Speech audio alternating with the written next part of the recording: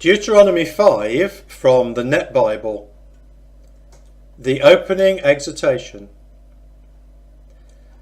Then Moses called all the people of Israel together and said to them, "Listen, Israel, to the statutes and ordinances that I am about to deliver to you today.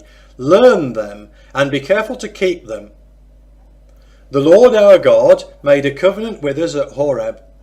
He did not make this covenant with our ancestors, but with us, we who are here today, all of us living now.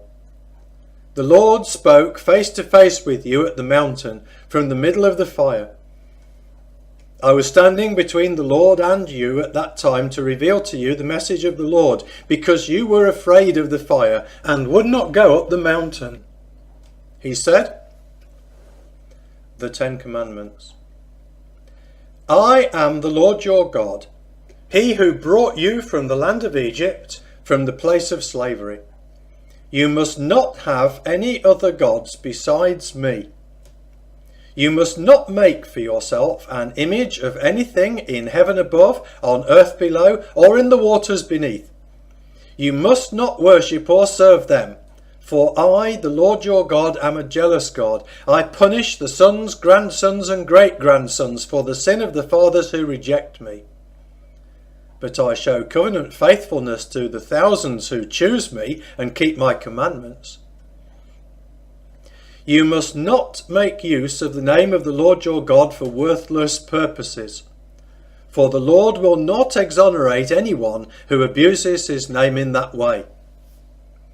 Be careful to observe the Sabbath day, just as the Lord your God has commanded you. You are to work and do all your tasks in 6 days, but the 7th day is the Sabbath of the Lord your God. On that day you must not do any work. You, your son, your daughter, your male slave, your female slave, your ox, your donkey, any other animal, or the foreigner who lives with you, so that your male and female slaves, like yourself, may have rest.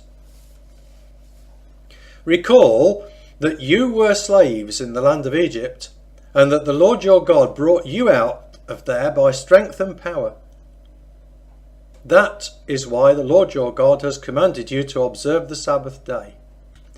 Honour your father and your mother, just as the Lord your God has commanded you to do, so that your days may be extended, and that it may go well with you in the land that he is about to give you. You must not murder, you must not commit adultery, you must not steal, you must not offer false testimony against another, you must not desire another man's wife, nor should you crave his house, his field, his male and female servants, his ox, his donkey, or anything else he owns." The narrative of the Sinai revelation and Israel's response.